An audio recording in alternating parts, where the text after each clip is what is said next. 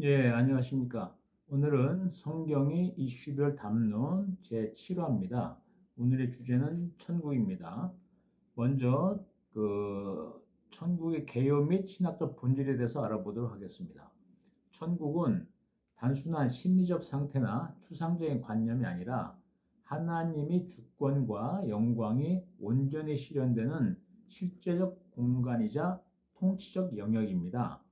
성경 근거를 알아보도록 하겠습니다. 먼저 완성된 거대한 도성인데요. 성경이 말하는 천국의 최종 형태는 단순히 구름 위를 떠도는 영성적인 공간이 아닙니다. 요한계시록 21장에서 22장은 천국을 새하늘 새 땅, 그리고 하늘에서 내려오는 새 예루살렘 성이라는 매우 구체적이고 조직화된 시스템으로 묘사합니다. 요한계시록 21장 1절부터 4절까지를 알아보도록 하겠습니다. 또 내가 새하늘과 새 땅을 보니 중간 생략하겠습니다. 하나님은 친히 그들과 함께 계셔서 모든 눈물을 그 눈에서 닦아주시니 다시는 사망이 없고 애통하는 것이나 곡하는 것이나 아픈 것이 다시 있지 아니하리니 라고 기록되어 있습니다. 인간을 괴롭히던 각종 사망, 고통, 질병 등 리스크가 완전히 제로가 된 궁극의 안정성을 확보한 생태계가 천국입니다. 또한 요한계시록 21장 24절부터 26절을 보도록 하겠습니다.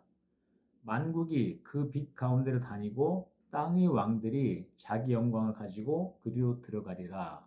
중간 생략하겠습니다. 사람들이 만국의 영광과 존귀를 가지고 그리로 들어가겠고라고 기록되어 있습니다. 천국은 고립된 장소가 아니라 온 우주에 가치 있고 영광스러운 자산과 인프라가 최종적으로 집중되고 활발히 교류하는 거대한 글로벌 플랫폼의 형태를 띱니다. 신학적으로 해석을 해보겠습니다. 신학적으로 천국을 정의할 때 반드시 다루어진 세 가지 관점을 알아보겠습니다. 첫째가 공간성과 물리성의 회복입니다. 인간이 영혼만 떠도는 것이 아니라 육체의 부활을 통해 새롭게 재창조된 물질 세계, 즉 지구와 우주에서 영원히 살아가는 실제적 삶의 터전입니다. 창세기 에덴 동산이 완벽한 확장판이라고 볼 수 있습니다. 두 번째는 완전한 통치와 거버넌스입니다. 하나님의 공의와 사랑이 법과 원칙이 되어 다스리는 완벽한 직할체제입니다. 어떠한 부패나 왜곡, 불공정에 개입할 수 없는 무결점 시스템의 실현을 의미합니다. 세 번째는 관계의 거부할 수 없는 만족입니다. 인간이 창조주와 직접 대면하며 다른 존재들과도 아무런 갈등이나 오해 없이 완벽한 신뢰를 바탕으로 네트워크를 이루는 소통이 정점입니다. 주요 신학자들이 천국관함을 살펴보겠습니다. 아우구스티누스는 영원한 안식과 찬란한 질서라고 요약을 했습니다. 그는 저서 신국론에서 천국을 최종적인 평화와 질서가 잡힌 상태로 정의했습니다. 더 이상 죄의 유혹이나 결핍이 없으며 인간이 하나님을 영원히 바라봄으로써 얻는 복된 만족의 최고의 행복이라고 보았습니다. 두 번째는 조나단 에드워즈는 끊임없이 확장되는 기쁨의 세계라고 요약을 했습니다. 에드워즈는 천국을 정체된 곳이 아니라 시간이 흐를수록 하나님이 무한한 영광을 더 깊이 알아가며 기쁨과 지식이 영원히 우상향, 즉 성장하는 역동적인 생태계로 묘사를 했습니다. C.S. 루이스는 진짜 이야기의 시작이라고 요약을 했습니다. 루이스는 우리가 사는 이 땅의 삶은 천국의 겉표지나 서론에 불과하며 천국에 들어갔어야 비로소 지상에 누구도 읽어본 적 없고 매 장마다 천장보다 더 아름다운 영원한 진짜 이야기가 시작된다고 표현을 했습니다. 지상에 좋은 것들은 모두 천국의 그림자라는 뜻입니다. 칼 바르트는 그리스도 안에서 성취된 승리 현장이라고 요약을 했습니다. 바르트는 천국을 인간이 공로로 획득하는 보상이 아니라 예수 그리스도의 승리로 인해 만물이 본래 있어야 할 올바른 자리로 환원된 상태, 즉 하나님이 절대 주권이 완벽히 드러난 영역으로 보았습니다. 제2절입니다. 천국이 세 가지 유형과 공간적 전개에 대해서 살펴보겠습니다. 성경적, 신학적 관점에서 천국은 고정된 하나의 차원이 아니라 하나님의 경륜에 따라 세 가지 층위와 역사적 전개 과정을 거칩니다. 첫째는 제1천국입니다. 이것은 제3천상계에 있는 건데요. 하나님이 계시는 영원한 본부 천국을 의미합니다. 사도 바울이 다마스쿠스로 가는 길에 부활하신 예수님을 만나고 이후 환상과 계시 가운데 최어 올라간 곳은 시공간의 물리적 한계를 완전히 초월한 하나님의 보좌, 즉 제3천상계입니다. 우주 바깥에 있는 거죠. 고린도후서 12장 2절에서 바울은 이를 셋째 하늘이라고 표현했습니다. 이곳은 우주가 창조되기 전부터 존재했던 하나님의 본질적인 영광의 영역이며 피조세계의 그 어떤 물리적 이동으로도 도달할 수 없는 절대적인 신성 본부입니다. 시공간을 초월하여 하나님의 본질적인 영광과 보좌가 위치한 절대적인 영적 초소이면서 하나님이 계시는 영원한 본부 천국입니다. 지구 천국과 대비해서 지구 천국에도 하나님 임재를 하시죠, 당연히. 그러니까 하나님께서는 제3천상계의 본부 천국에도 계시고 지구 천국에도 계시는 겁니다. 이는 현대 양자역학의 양자 중첩, 퀀텀 슈퍼포지션 이론에서 동시에 서로 다른 곳에 아니 완전히 떨어진 다른 곳에 임재가 가능하다는 것이 완벽하게 검증이 완료된 양자역학의 기본 이론입니다. 이거에 대해서 입증이 된 겁니다. 성경 근거를 보겠습니다. 바울이 고백한 셋째 하늘, 고린도후서 12장 2절에 나옵니다.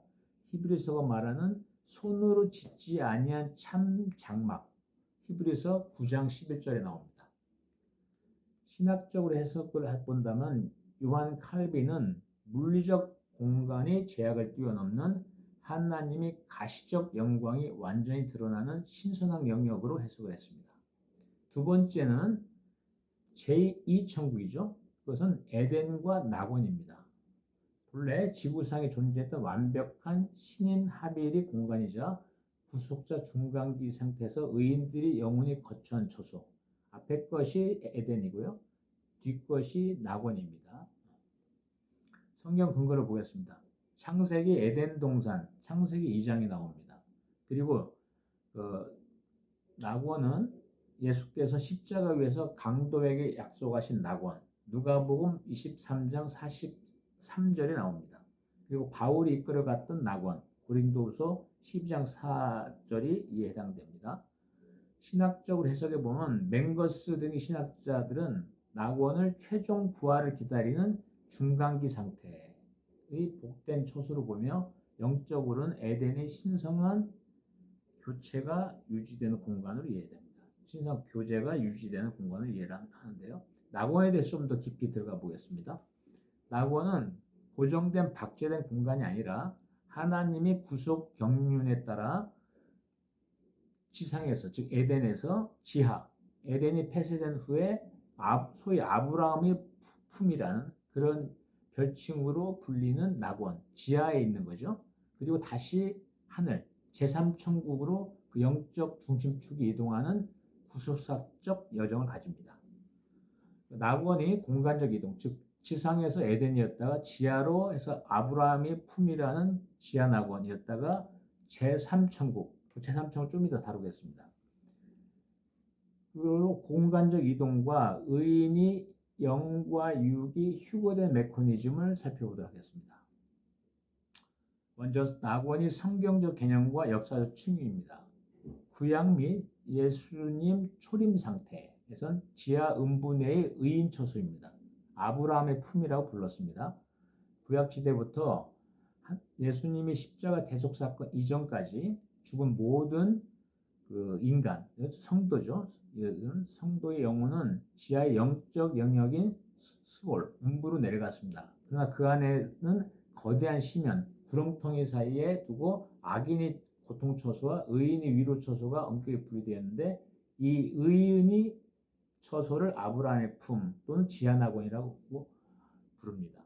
누가복음 16장이 부자와 나사로의 비유에서 나사로가 머물던 평안의 장소이자 예수님께서 십자가 위에서 회개한 강도에게 오늘 내가 나와 함께 낙원에 있으리라 라고 누가복음 23장 43절에서 기록되어 있습니다.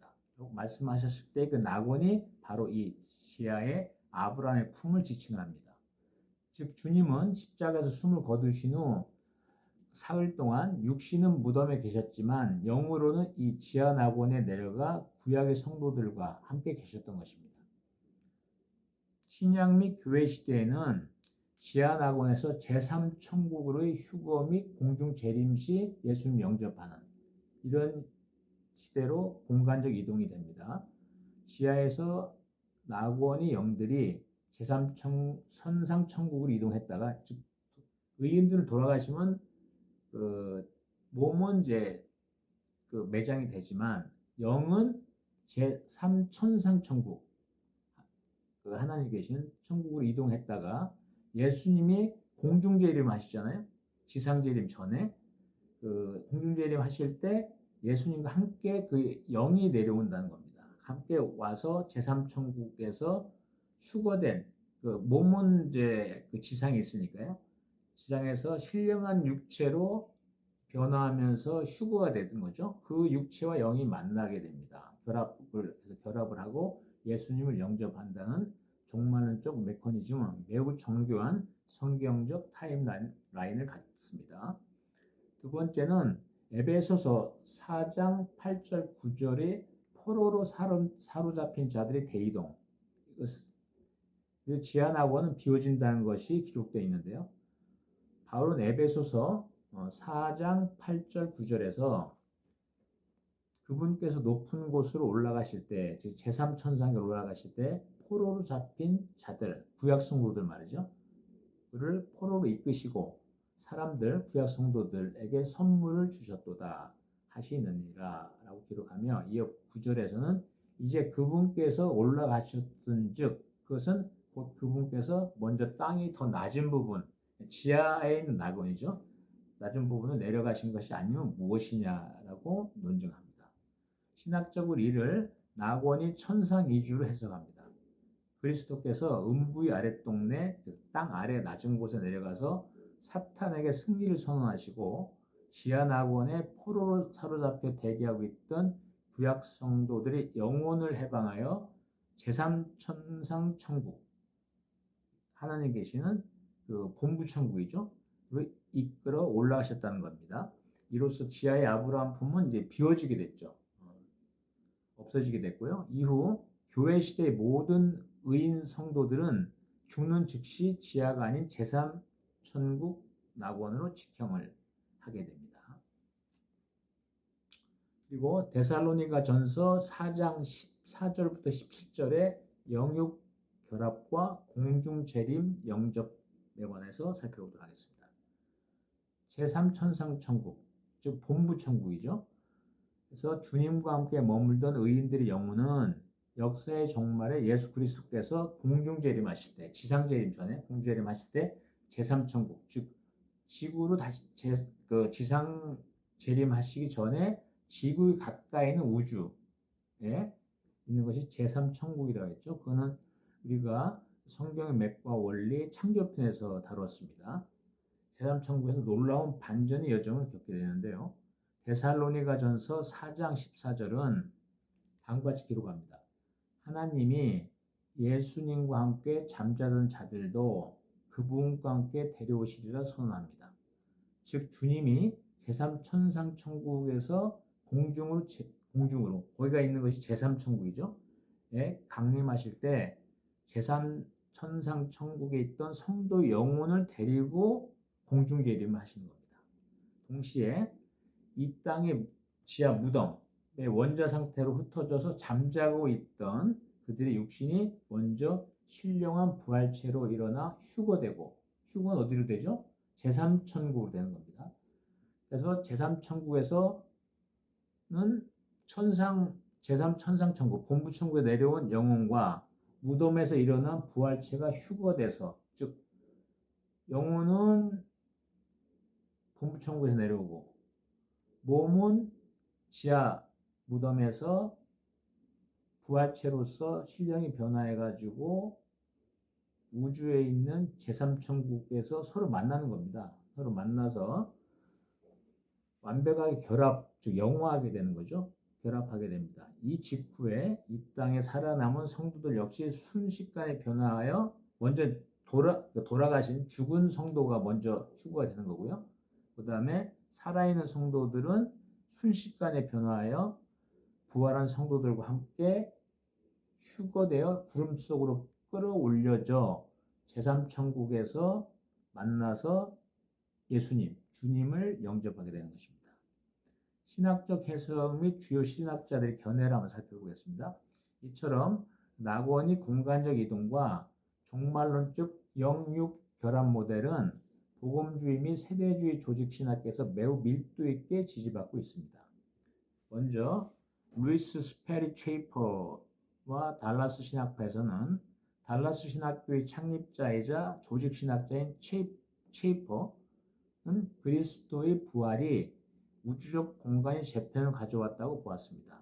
그는 십자가 사건 전후로 하데스죠. 음부의 구조가 바뀌었음을 논증하며 예수 그리스도의 승천은 단순한 개인의 이동이 아니라 지하 낙원의 성도들을 천상으로 사로잡아 올리신 영적 대의주였다고 확언했습니다. 영어로는 The Great Transfer of Paradise. 지하에서 영혼은 제3천상천국, 본부천국으로 가는 거죠. 이 견해는 의인의 영혼이 현재 하늘 낙원에 보관되어 있다는 강력한 신학적 배경을 제공합니다. 육체하고는 제3천국에서 결합을 하게 되는 겁니다. 존 와의 부활 휴거 선후 법칙을 한번 살펴보겠습니다. 종말론의 권위자인 존 월브워드는 데살로니가전서 4장과 고린도전서 15장을 주의하며 공중 재림 시 일어나는 영육의 결합을 우주적 결합 메커니즘으로 명명했습니다. 하늘 낙원에 있던 영혼들이 주님과 함께 공중으로 내려오는 하강운동과 즉 제3천상계에서 내려오는 하강운동과 지상의 무덤에 있던 육체들이 신령한 몸으로 신창조되어 부활체로 호련히 신비롭게 변화하여 제3천국 올라간 상승운동이 공중, 여기서는 제3천국이죠. 그래서 우주적 공간에서 조우하여 완벽한 휴거의 체제를 완성한다는 해석입니다. 세 번째는 제3천국입니다. 예수님이 공중재림 처소면서 나중에 새 예루살렘 성으로 지구로 강림을 하는 거죠. 지구 내려와서 지구천국을 형성하는 겁니다. 따라서 신락되었던 에덴은 회복되는 겁니다. 예수 그리스도께서 공중에 재림하실 때 성도들이 휴거되어 주를 맞이하는 공간적 영역인 제3천국에서 출발하여 최종적으로는 새 예루살렘 성이 지구로 강림함으로써 지구천국이 탄생을 하고 신락된 에덴이 우주적으로 완벽히 회복되는 지구천국 시대가 출범합니다. 성경 근거를 보겠습니다. 데살로니가전서 4장 17절입니다. 공중에서 주를 영접하게 하시리니 로 기록되어 있고요. 요한계시록 21장 1절과 2절입니다. 새하늘과 새 땅 중간에 생략하겠습니다. 새 예루살렘이 예루살렘 성이 하느님께로부터 하늘에서 내려오니 즉 이거는 제3천상에 내려오는 뜻은 아닙니다. 예수님이 공중재림하셨던 그 지구에 가급적 가까이 있겠죠. 우주에서 내려오는 겁니다. 신학적 해석에 보면은 헤르만 바빙크와 앤서니 후크만은 이를 갱신된 창조, renewed creation으로 설명합니다. 천국은 지구를 떠나 저 멀리 가는 것이 아니라 흔히들 이제 천국 간다 하면 지상을 떠나서 제3천상계로 가는 거 아니냐 이렇게 이제 상식적으로 생각할 수 있는데 그게 아니고요. 지구 안에 제3천국이 지구로 강림해서 신락되었던 에덴의 자리에서 지구천국을 탄생시킵니다. 그쪽으로 천국 들어가는 분들이 그리 들어가는 거죠. 하늘과 땅이 통합되어 이 지구상에 에덴이 완벽한 회복과 지구천국 시대의 완성이 이루어지는 것입니다. 3절은 영원 무궁 시대의 2대 천국 거버넌스 체제를 한번 살펴보겠습니다. 우주적 구속사의 종국에 이르면 역사 속에서 임시적으로 분리되고 이동했던 사후 초소와 천상 영역들이 대대적으로 병합이 되며 하나님의 우주는 최종적으로 단 두 개의 위대한 천국 체제로 그리고 크게 정돈이 됩니다. 첫 번째는 제1천국입니다. 이건 제3천상계 천국이죠. 성경 그거를 보면은 사도 바울이 최에 올라갔던 최고의 하늘인 셋째 하늘, 고린도후서 12장 2절이 나옵니다. 시공간을 초월하여 하나님의 본질적인 보좌가 영원 전부터 존재해온 영적 대본부입니다. 그래서 제1천국을 보통 본부천국 이렇게 부르기도 합니다.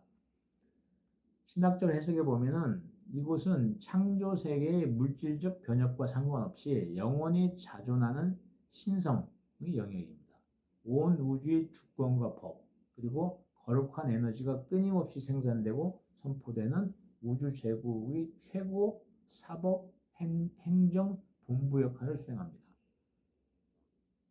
제2천국은 지구천국입니다. 이건 다시 지구천국의 안과 지구천국의 밖으로 이원적으로 관리를 하게 됩니다. 최종 종말의 때가 되면 지구 가까운 우주공간, 그 제3천국이었죠. 이 휴거되어 머물던 낙원, 새 예루살렘성이 태초에 에덴 동산에 있던 지상으로 완전히 강림합니다. 이로 인해 하늘의 낙원과 회복된 지상 에덴이 하나로 맞물리며 거대한 지구천국이라는 단일 체제를 형성합니다. 이 지구천국은 그 내부 구조에 따라 그 지구천국이 새 예루살렘 성으로도 이제 불리거든요. 그래서 성안 또는 지구천국 안 이렇게 볼 수 있고요. 성밖은 지구천국 외곽 바깥에라고 이렇게 나눠서 엄격히 신분적, 기능적 경계를 두고 운영이 됩니다. 그럼 하나하나 살펴보겠습니다. 지구천국의 중심, 즉 성 안에 있는 이너시티는 영화로운 통치 거점입니다. 지상 에덴 자리에 안착한 새 예루살렘 성이 내부 공간입니다. 이곳은 어린 양의 보좌가 있으며 이 땅에서 온전한 성화를 이루어 영화의 단계에 도달한 부활 성도들이 거주합니다. 이들은 그리스도와 함께 우주적 왕권을 위임받아 성 밖의 지상 백성들을 하나님의 공의로 다스리는 실제적인 지상 정부의 통치자들로 되어서 이 지구를 통치하게 됩니다. 두 번째는 지구천국의 외곽, 즉 신 예루살렘 성 바깥에, 아웃사이드는 만국 백성과 악행 전락자의 영역입니다. 새 예루살렘 성벽을 넘어 광대하게 펼쳐진 갱신된 지구의 바다도 없어지고 땅도 다시 갱신이 되거든요. 갱신된 지구 전체 영토입니다. 초기에 구원을 받아 불호수의 사멸은 면했으나, 즉 구원을 받아 생명체는 올랐어 불호수의 사멸은 면했으나 이 뜻입니다. 이 땅에서 끝내 온전한 성화를 이루지 못하고 과거의 악행적 습성으로 되돌아간 악행 전락자 6가지 부류가 있습니다. 요한계시록 22장 15절에 나옵니다. 그 악행 전락자들과 만국 백성들이 살아가는 지상공간입니다. 이들은 성안의 통치자로부터 다스림을 받는 피통치 계급입니다. 성으로부터 항시 배정되고 보급되는 생명나무 잎사귀, 요한계시록 22장 2절에 나옵니다. 생명나무 잎사귀를 공급받아야만 영육간의 병고와 연약함을 치유받을 수 있는 차등적 조건부 영생의 상태입니다. 영생은 하는 거죠. 그렇지만 병고에 시달리고 연약한 이런 상태가 됩니다. 그러니까 지구천국 안에 있는 부활한 성도들하고는 완전히 차원이 달라지게 됩니다. 4절은 지구천국 외곽의 지상 실제와 악행 전락자들의 영적 법칙에 대해서 알아보겠습니다. 우주적 구속사가 완성된 지구의 새하늘 새 땅의 세계는 단순히 지구천국과 불호수라는 양자택일적 공간으로만 단절되지 않습니다. 즉 지구 천국 있고 나머지 다 불우수냐 이렇게 되진 않는다는 것입니다. 최종적인 하나님의 왕국의 중심부인 지구 천국 안, 즉 새 예루살렘 안과 지구 천국 외곽, 새 예루살렘 성 바깥에 사이에는 엄격한 영적 거버넌스와 신분적 차등이 존재합니다. 초기 구원을 얻었으나 온전한 성화를 이루지 못해 지구 천국 외곽 지상에 머물며 전락해버린 자들의 실제를 다뤄보겠습니다. 첫 번째, 지구 천국 외곽 지상 영역의 신학적 실제입니다. 요한계시록 21장과 22장은 종말론적 천국의 구조를 새 예루살렘 성 안과 바깥으로 구분해서 계시합니다. 성 안과 성 밖의 구조적 차이를 먼저 보겠습니다. 지구 천국 내부, 즉 새 예루살렘 성 안은 왕권을 가진 성도들과 어린 양 예수님의 보좌가 있어 영광의 중심지입니다. 반면 지구 천국 밖, 즉 새 예루살렘 성 밖의 지상 영역은 성 안의 영광에는 동참하지 못하지만 불호수의 멸절은 면하고 새 땅의 백성으로 살아가는 자들이 거주하는 공간입니다. 요한계시록 21장 24절에 만국이 그 빛 가운데로 다니고 땅의 왕들이 자기 영광을 가지고 그리로 들어가리라 하는 말씀은 성 밖의 거대한 지상사회, 즉 만국이 엄연히 존재한다는 사실을 증명합니다. 영생과 병고의 이중성입니다. 두 번째는 이 성 밖의 지상 거주자들은 초기에 구원을 받아 영육간의 영생을 누리는 영역에는 진입했습니다. 불우수에 떨어지지 않습니다. 영생도 하고요. 그러나 이들에게는 치명적인 제약이 따릅니다. 요한계시록 22장 2절에 따르면 생명나무 잎사귀들은 만국을 치료하기 위해 존재합니다. 이는 성 안의 영광스러운 부활체들은 치료가 필요 없는 완전한 상태인 반면에 성밖 지상의 만국 백성들은 지속적으로 생명나무의 은혜를 공급받아야만 유지되는, 즉 치료받지 못하면 병고와 연약함을 겪을 수밖에 없는 차등적 영생의 상태에 있음을 시사합니다. 요한복음 22장 15절의 악행 전락자 6대 부류를 살펴보겠습니다. 요한계시록 22장 15절에는 이렇게 기록되어 있습니다. 개들과 점술가들과 음행하는 자들과 살인자들과 우상 숭배자들과 거짓말을 좋아하며 지어내는 자는 다 성 밖에 있으리라. 즉 지구 천국의 바깥에, 그리고 새 예루살렘 성의 바깥에 있으리라 이 뜻입니다.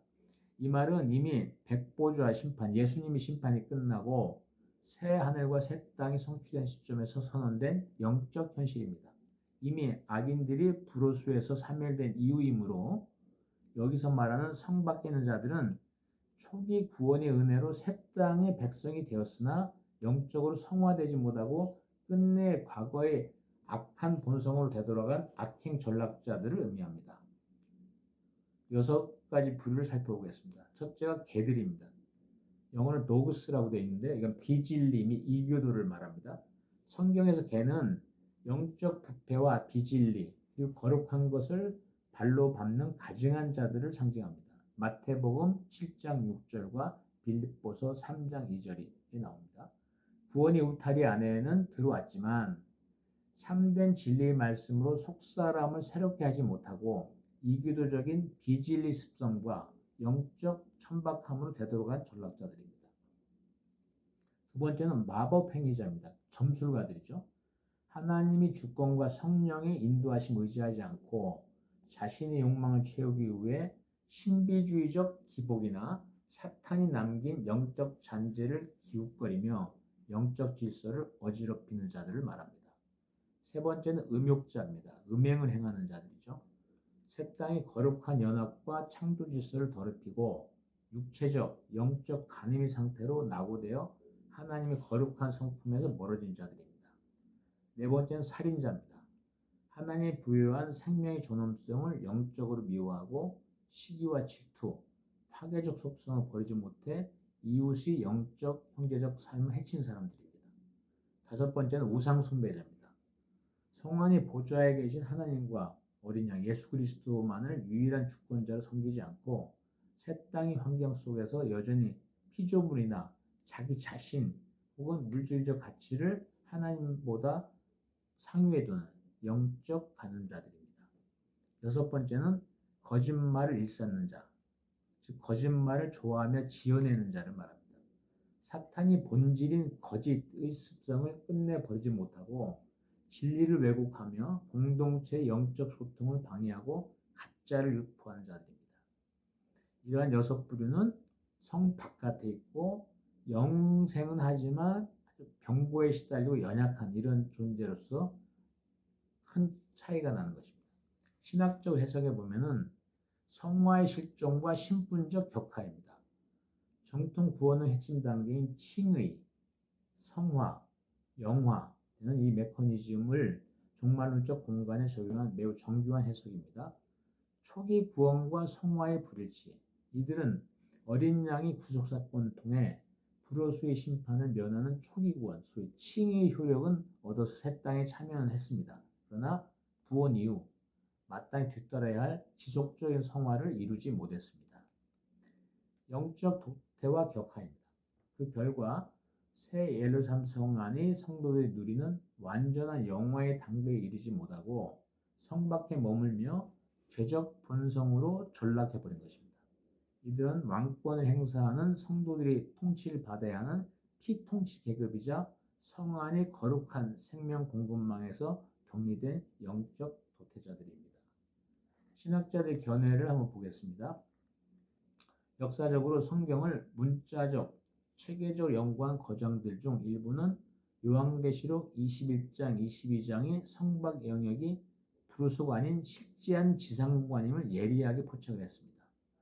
세대주의 종말론의 대가인 찰스 라이리와 신약학자 로버트 고베트는 지구 천국, 즉 성 예루살렘 성의 영광에 참여한 자들과 그 성 밖의 새 땅에 살아가는 만국 백성들 사이에 분명한 신분적 영광의 차등이 있음을 논증했습니다.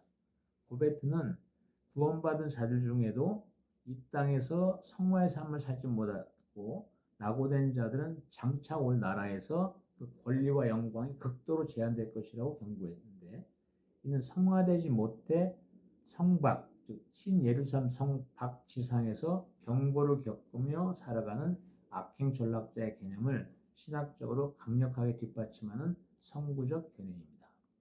또한 영국의 성서 주석가 매튜 풀은 요한계시록 22장 15절에 개들과 행악자들, 6개를 행하는 악자들을 백보자 심판, 즉 예수님 심판 이후에도 성 밖에 존재한다는 표현에 주목을 하며, 이는 하나님 나라의 최종 상태에서도 영의 거룩함에 참여하지 못하고 격리된 자들의 영적 수치와 격화된 신분을 영원히 보여주는 시각적 조치라고 해석을 했습니다.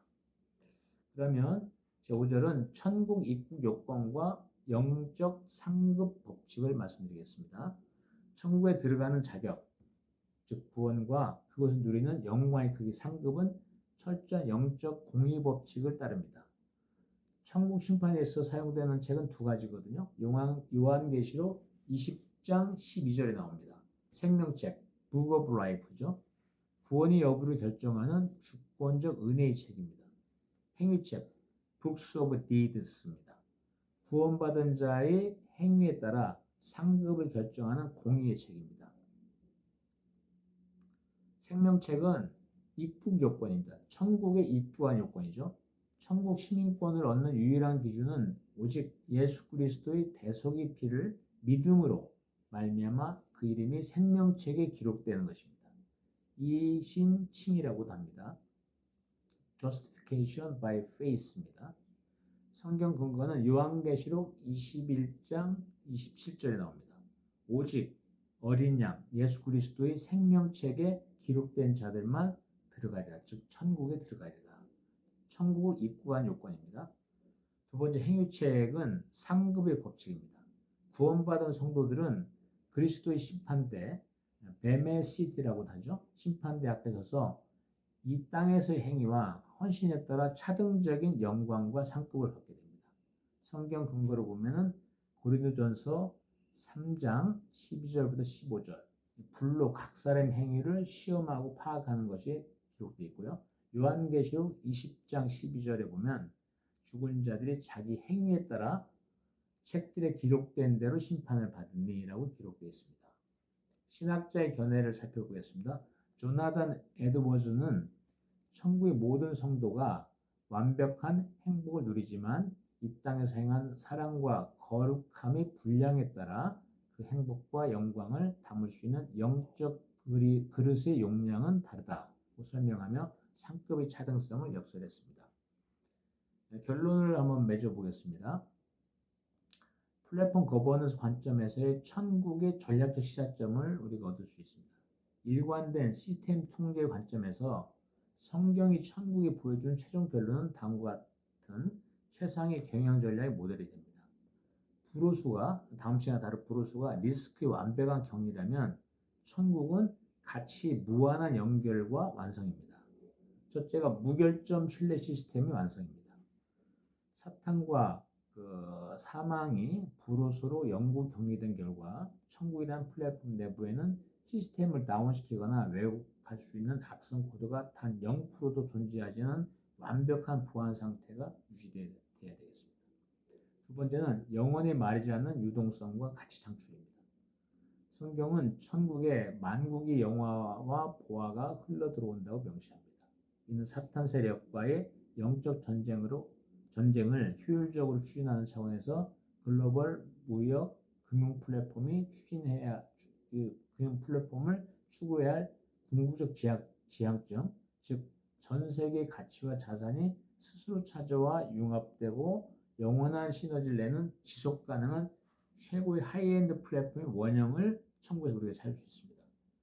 결국 성경의 종말론이 주는 최종 결론은 악의 리스크를 단호하게 도려낸 브루스죠. 브루스와 청정 구역에서만 온 우주의 자산과 생명이 가장 안전하고 풍요롭게 번영하는 거대한 거버넌스, 천국이 완성된다는 이 가르침입니다. 즉 천국과 브루스입니다.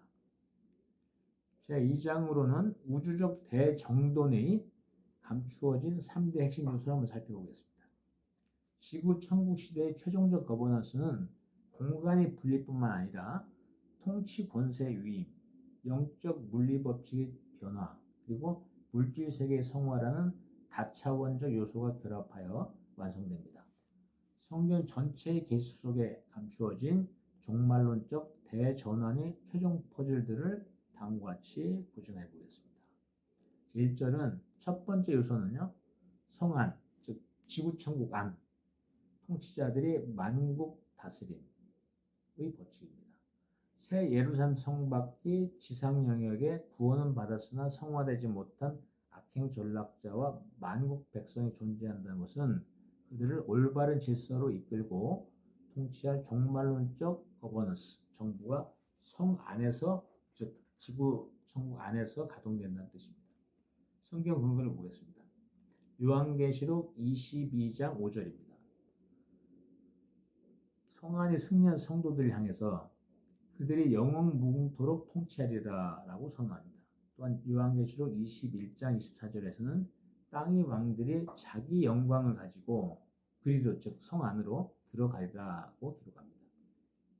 여기서 영원 무궁토록 통치한다는 것은 가상의 왕관을 쓰고 있는 상태가 아니라 성 밖에 존재하는 지상 만국과 악행 전락자들을 하나님의 공의와 진리로 다스리는 실체적 통치 행위를 의미합니다.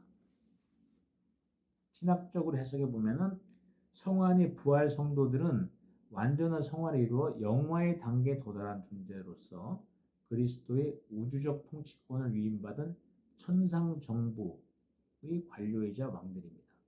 이들의 왕권은 성밖 지상 백성들이 다시는 죄 깊은 수렁으로 함몰되지 않도록 법과 질서를 유지하며 그들을 성안의 보좌에서 흘러나오는 생명수 가치체계로 계도하는 신성한 정치적 메커니즘으로 작동합니다.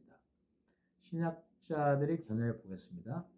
정통 개혁주의 종말론의 거장인 헤르만 바빙크는 그의 개혁교 의학에서 천국에서의 성도의 삶을 무의도식하는 안식이 아닌 역동적인 통치와 활동의 상태를 규정했습니다. 부활한 의인들이 그리스도와 함께 통치한다는 것은 새 땅의 지상사회가 무질서로 흐르지 않도록 완벽한 신정정치적 행정과 다스림을 실현하는 우주적 거버넌스의 확립을 의미한다고 해석을 하고요. 성 안과 성 밖의 유기적 통치 관계를 명확히 뒷받침합니다. 제2절의 두 번째 요소는 생명나무 잎사귀의 지상 배정 및 공급 법칙입니다. 즉 만국 소통권이죠. 성박 지상에 거주하는 악행 전락자들이 비록 신문적으로 격하되고 연약함과 병고를 겪을지라도 하나님께서는 그들을 완전히 버리지 않으시고 성안의 자원을 외곽으로 공급하는 우주적 물류 및 은혜의 통로를 열어두셨습니다. 성경 근거를 보겠습니다. 요한계시록 22장 2절입니다. 강 좌우에 생명나무가 있어 12가지 열매를 맺되 달마다 그 열매를 맺고 그 나무 잎사귀들은 만국을 치료하기 위하여 있더라 라고 기록하고 있습니다. 성안의 부활 성도들은 나무의 열매를 먹으며 완전한 영광을 누리는 반면 성박 지상의 만국 백성들과 악행 전락자들 6가지 부류를 우리가 살펴봤죠. 악행 전락자들은 성 안에서 흘러나와 배정되는 생명나무의 잎사귀를 공급받음으로써 비로소 영육간의 치유와 회복을 경험하게 됩니다. 신학적 해석을 보겠습니다. 이것은 지구천국 시대 경제 물류 시스템의 핵심입니다. 성 밖의 전락자들은 스스로의 힘으로는 영적, 육체적 강건함을 유지할 수 없기에 성 안의 통치자들이 배정하고 전달해주는 생명나무 잎사귀. 이거는 하나님이 지속적 은혜와 진리를 상징하는 것입니다. 전적으로 거기에 의존해야 합니다. 즉, 성 예루살렘 성문이 낮에 도무지 닫히지 않는 이유. 요한계시록 21장 25절에 나오죠. 문은 닫히지 않는다고 나옵니다. 낮에 또. 그것은 성 안에 신성한 생명 그 자원이 성박 지상의 만국으로 끊임없이 흘러가고 소통되어야 하는 거대한 우주적 공급망이 가동되어 있기 때문입니다. 신학자의 견해를 보겠습니다. 영국의 저명한 복음주의 주석가 마이클 월콕은 이 구절을 해석하며 생명나무 잎사귀가 성 밖에 있는 만국, 네이션스죠. 여러 나라가 있다는 거죠. 만국 위에 존재한다는 사실에 주목했습니다.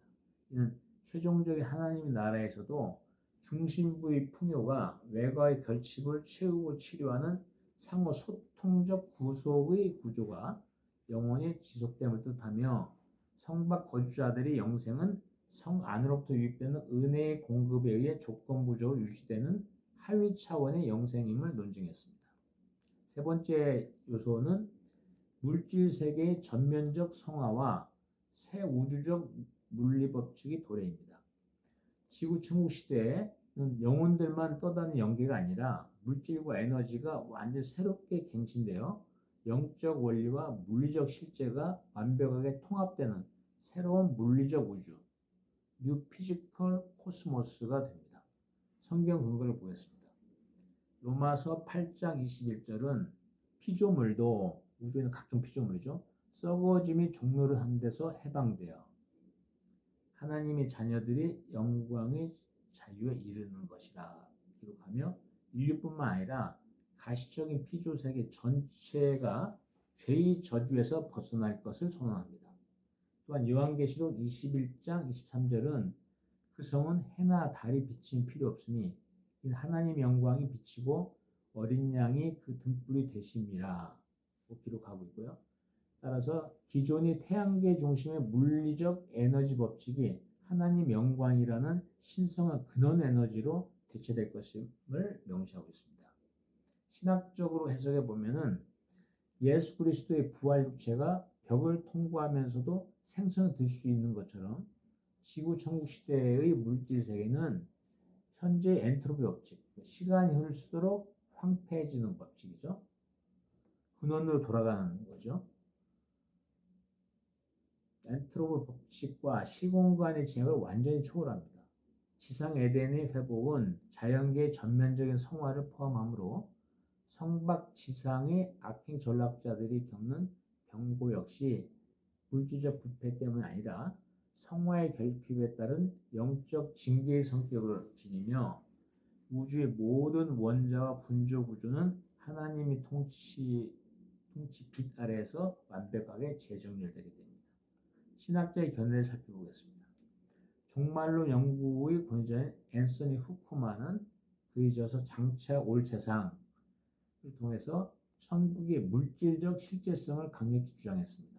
그는 많은 기독교인들이 천국을 비물질적인 구름의 공간으로 오해하는 종교적 영지주의에 빠져 있다고 지적하며 성경이 약속한 종말은 이 물질 우주 전체가 시공간 한계를 넘어 영적으로 고도화되는 우주적 재생이라고 선언했습니다.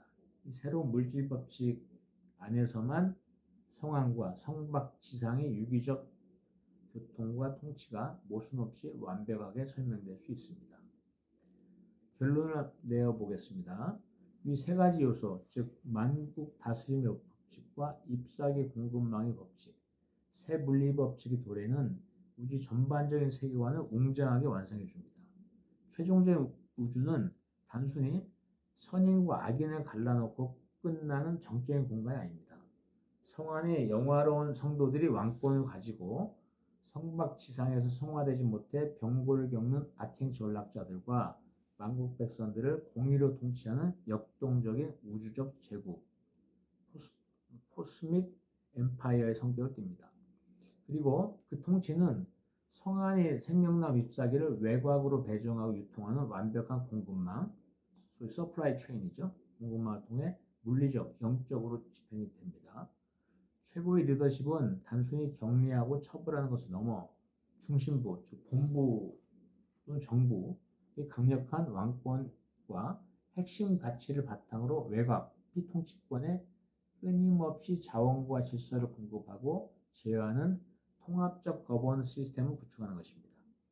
이 우주적 대정돈의 법칙은 사탄 세력과의 영적 전쟁을 위해 구축할 지상의 거대한 플랫폼과 경제 질서가 진유한 마스터 플랜의 영원한 이정표가 될 것입니다. 다음은 성경 이슈를 담는 8화 브로스에서 뵙도록 하겠습니다.